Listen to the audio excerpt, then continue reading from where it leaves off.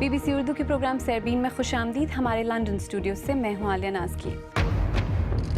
ترکی نے کہا ہے کہ اس نے ایک روسی جنگی طیارے کو اپنی فضائی حدود کی خلاف ورزی کرنے پر مار گرایا ہے. روس نے اسے سنگین واقعہ قرار دیا ہے. پاکستان میں خواتین پر تیزاب سے حملوں میں اضافہ. 6 ماہ میں 60 خواتین حملوں کا شکار. حکومت کیا کر رہی ہے؟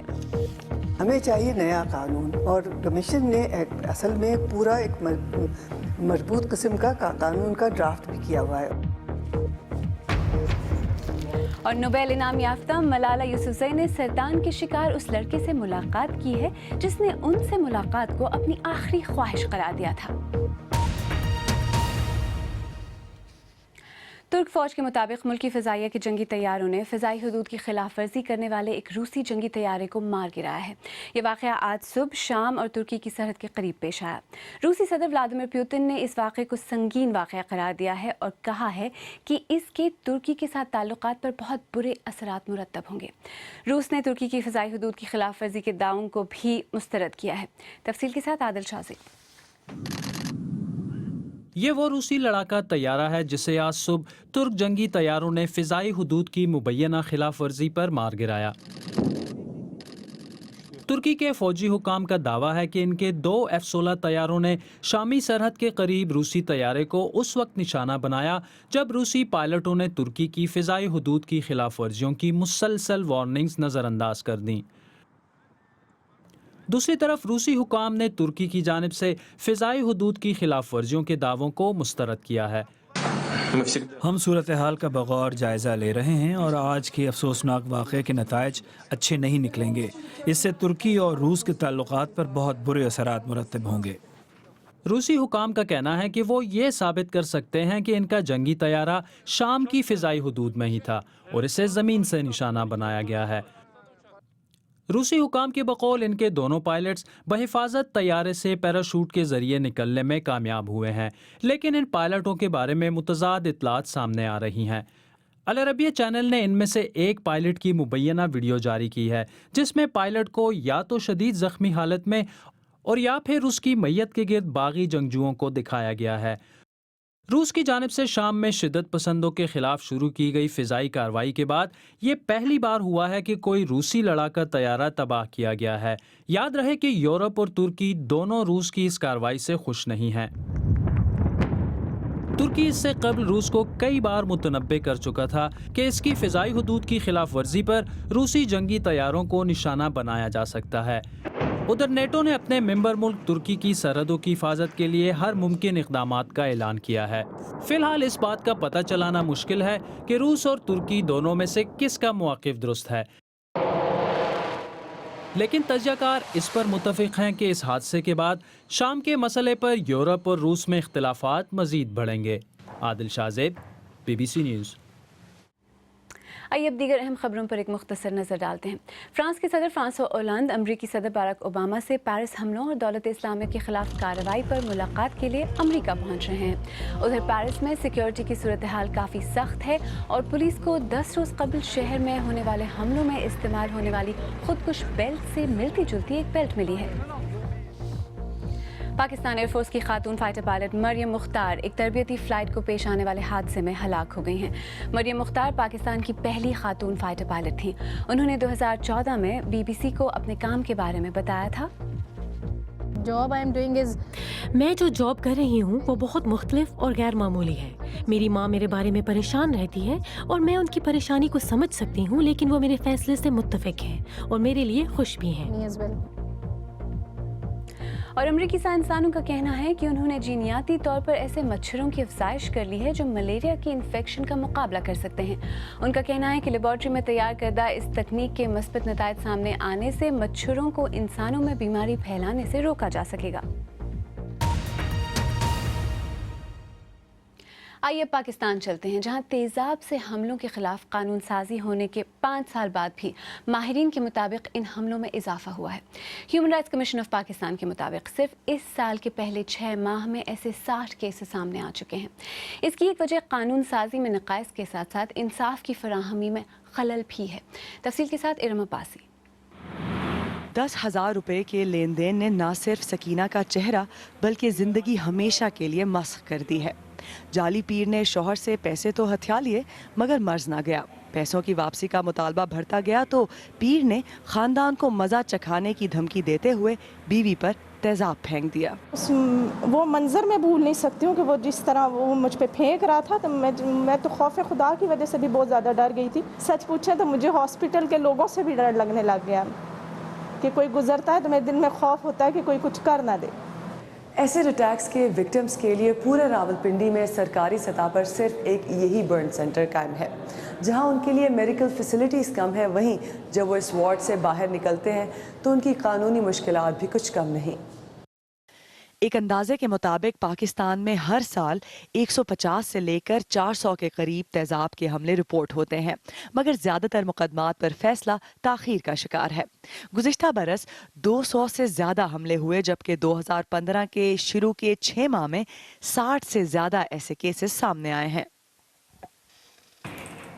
माहिरीन के बकौल 2011 में कानून साजी तो की गई मगर हमलों में कमी नहीं हुई। जो केसेस हैं उनमें कोई कमी नहीं आई है इस लॉ के आने के बाद, लेकिन जो अवेयरनेस है लेजिस्लेशन की, उसकी वजह से केसेस की रिपोर्टिंग इंक्रीज़ हुई है। और जहाँ तक ये लॉ है ना, इस लॉ की एक सबसे बड़ी जो बात है वो ये है कि ये एक रिएक्शनरी मेजर है। हम उसको रोक सकते हैं तो हम उसको रोकें क्यों नहीं? हम ये क्यों देखें कि वो क्राइम हो गया तो अब हमने उसके बाद क्या करना है? अस्सलाम वालेकुम जी, मुझे घर में वॉशरूम के लिए एसिड मिल सकता है? एसिड वायलेंस की एक बड़ी वजह तेज़ाब की आसानी से दस्तयाबी है। महज 100 रुपए में 1 लीटर तेज़ाब आसानी से यहाँ ख़रीदा जा सकता है, जो किसी की ज़िंदगी हमेशा के लिए तबाह कर सकता है। Iram Abbasi, BBC news, Islamabad. और इसी मौजू पर इरम अब्बासी ही ने पाकिस्तान में विमेंस कमीशन की सरबराह खावर मुमताज़ से बात की और पूछा कि तेज़ाब की आसानी से दस्तयाबी को मुश्किल बनाना हुकूमत की जिम्मेदारी है, तो ये कब और कैसे मुमकिन होगा? हमें चाहिए नया कानून, और कमीशन ने असल में पूरा एक मजबूत किस्म का कानून का ड्राफ्ट भी किया हुआ है, और अब से नहीं किया हुआ, कुछ 3 साल पहले से किया हुआ है। तो डिले क्या आ रहा है उसमें? उसमें डिले तो ये है कि सबसे पहले तो जब 18वीं तरमीम आई तो ये फिर सारा जो ये सब्जेक्ट जो हैं वो सूबों में चले गए हैं। तो पंजाब ने उसको अब लेके उस पर प्रोसेस हो रहा है, और बल्कि वो उनकी असेंबली में जाने वाला है जो, और उन्होंने उसको और थोड़ी उसमें बेहतरी और की है। और इस कानून के तहत एक तो सेल के ऊपर भी कुछ पाबंदियां होंगी, और हालांकि पाबंदी बहुत मुश्किल है। जब कपास की सफाई होती है, उसके बीज निकाले जाते हैं, उस वक्त ये एसिड इस्तेमाल होता है। लेकिन उसको रेगुलेट किया जा सकता है। उसको रेगुलेट किया जा सकता है, ये मालूम हो कि जो बेच रहा है उसने किसको बेचा है। राइट। हुकूमतें जो हैं और ख़ुसूसन वो इदारे जो ख़वातीन के लिए सरकारी इदारे काम करें, वो बड़ा प्राइड लेते हैं 2011 में जो इस हवाले से लेजिस्लेशन हुई। आपको नहीं लगता कि ये तो एक रिएक्शनरी अप्रोच है ना, कि अगर हो जाए हमला तो फिर क्या करना है, ये ले कानून, लेकिन इसको प्रिवेंट करने के लिए हमें वो सोच हुकूमत में नज़र नहीं आ रही, आपके इदारे में नज़र नहीं आ रही, क्यों?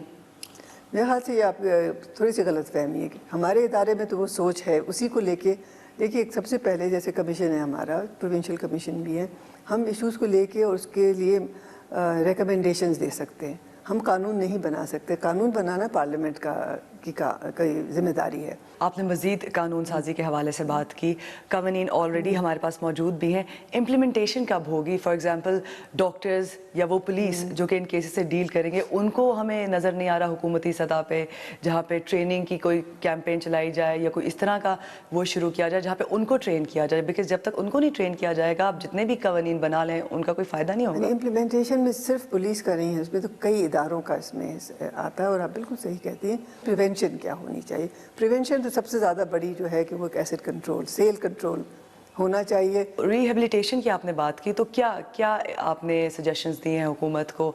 आपकी तरफ से क्या प्लान है कि किस तरह ये करना चाहिए? जो इसका पूरा अगर कॉम्प्रिहेंसिव लॉ को देखेंगे तो उसमें यह है कि रिहेबिलिटेशन में सबसे पहले तो ट्रीटमेंट पूरा होना चाहिए। ट्रीटमेंट पे आपको रिकन्स्ट्रक्शन भी करनी पड़ती है, ऐसी जो हो कि और मैं देखी भी है मैंने रिकन्स्ट्रक्शन सर्जरी होके लड़कियां यहाँ पर काफ़ी हुई हैं, और उनको फिर मेन स्ट्रीम में लाना है, उनको अपने पैरों पे खड़ा होना, उनको नई ज़िंदगी बनानी है। तो इसके लिए हम एक बेसलाइन नेशनल सर्वे हम लॉन्च कर रहे हैं, तैयारियां सब हो गई हैं, जिसमें कि एक रिप्रेजेंटेटिव सैंपल के तहत पूरे through the Pakistan bureau of statistics establish करें incidents of violence, intensity, categories, ये सब सामने आए हमारे। और ये कि जब इस किस्म के वारदात होते हैं तो औरतें जाती कहाँ हैं? क्या उन्हें ये भी मालूम है कि आपके पास कहीं जाने का ज़रिया है और कौन सी जगह है जहाँ उनकी मदद हो सकती है? पाकिस्तान वुमेंस कमीशन की सरबराह ख़ावर मुमताज़ जिनसे इरम अब्बासी ने बात की। आप BBC उर्दू का प्रोग्राम सरबीन देख रहे हैं। प्रोग्राम में आगे चलकर देखिएगा, इंडिया में अदाकार आमिर खान के खिलाफ तूफान क्यों बरपा है, और मलाला यूसुफजई ने सरतान के आर्ज़े में मुब्तला एक लड़के से मुलाकात करके उसकी आखिरी ख्वाहिश पूरी की है। ये सब एक मुख्तसर वक्फे के बाद, हमारे साथ रहिएगा।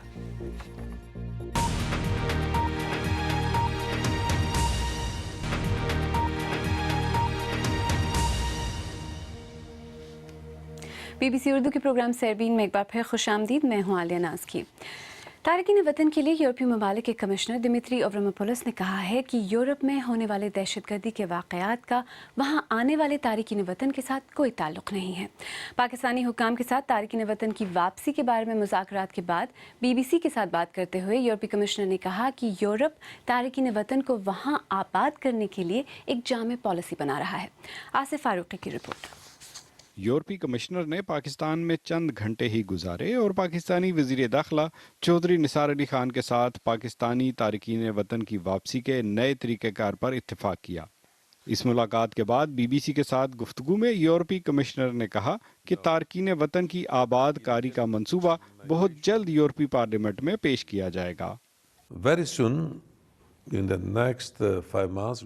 बहुत जल्द यानी आइंदा 5 माह के दौरान हम यूरोपीय पार्लिमान में कानूनी तरीके से यूरोप में आबादकारी के लिए एक जामे तजवीज़ पेश करेंगे ताकि वो लोग जो यूरोप आना चाहते हैं वो कानूनी रास्ता इख्तियार करें।